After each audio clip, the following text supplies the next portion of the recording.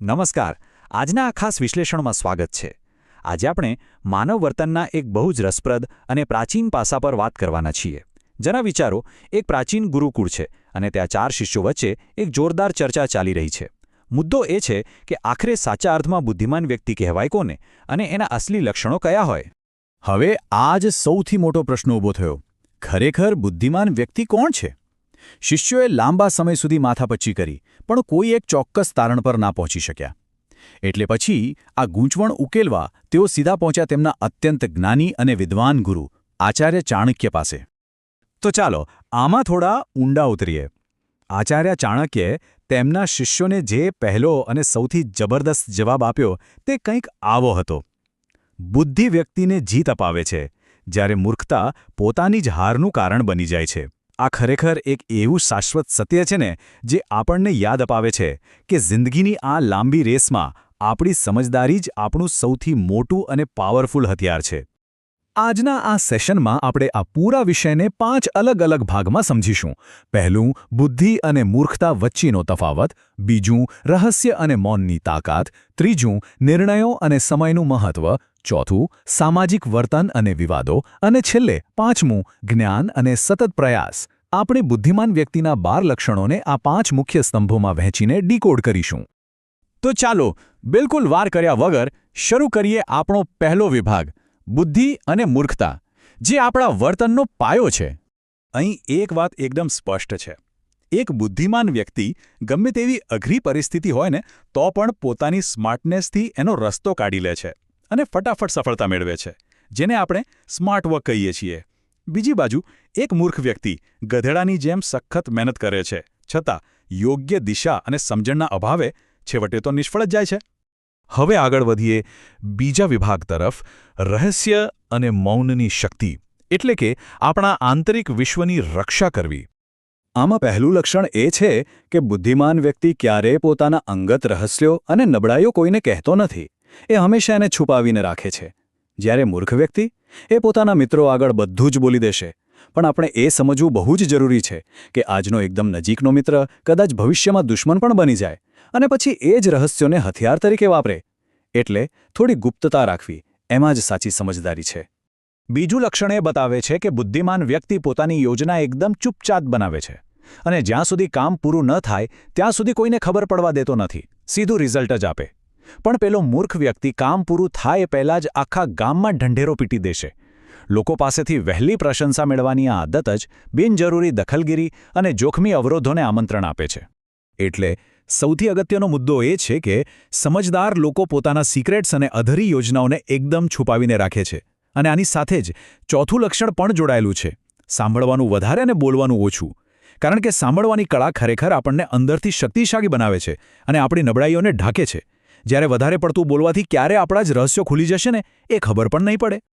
ચાલો હવે ત્રીજા વિભાગ પર આવીએ, નિર્ણયો અને સમયનું મહત્વ, એટલે કે એકદમ ચોકસાઈથી કામ કરવું. સાચી બુદ્ધિ કોણે કહેવાય એની પરફેક્ટ વ્યાખ્યા અહીં મળે છે.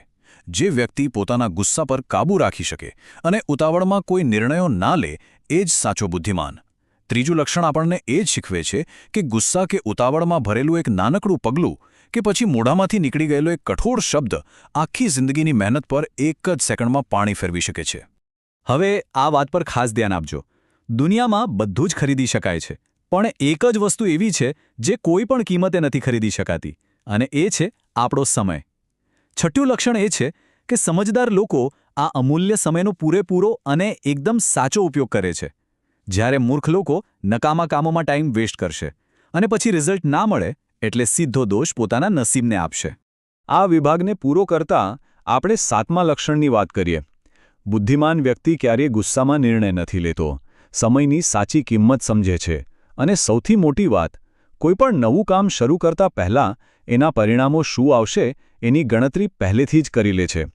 ભવિષ્યમાં શું થશે તેનો આ રીતે પહેલેથી જ અંદાજ લગાવવાની આ અદ્ભુત ક્ષમતા જ વ્યક્તિને હંમેશા સુરક્ષિત રાખે છે અને પ્રોબ્લેમ્સથી એક ડગલું આગળ રાખે છે.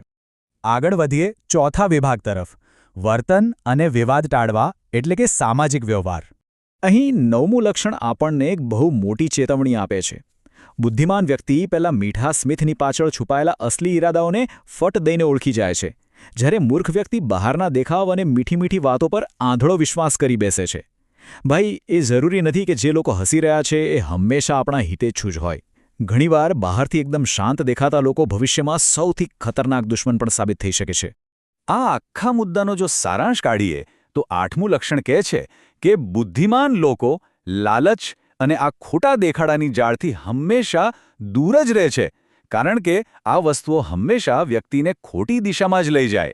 અને સાથે જ 10મું લક્ષણ એ છે કે તેઓ નકામી અને માત્ર પોતાનો ઈગો સંતોષવા માટે થતી દલીલોમાં પડતા જ નથી. આવી દલીલોમાં પડવું એટલે માત્ર સમય અને એનર્જીનો બગાડ. એ સાચી પ્રગતિને રોકી દે છે. અને હવે આવીએ આપણા 5મા અને છેલ્લા વિભાગ પર, જ્ઞાન અને સતત પ્રયાસ, જે નિપુણતાનો સાચો માર્ગ છે.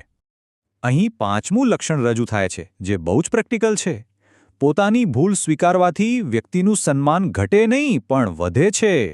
જો ભૂલોને છુપાવવા જશો તો માત્ર નવાને નવા જોખમો જ ઊભા થશે.